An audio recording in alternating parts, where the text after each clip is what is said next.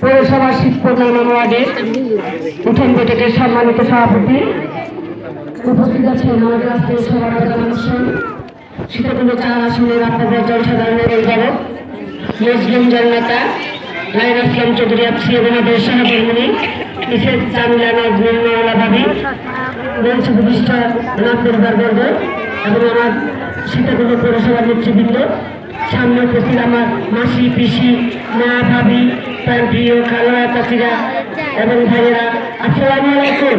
আপনারা সবাই ভালো আছেন?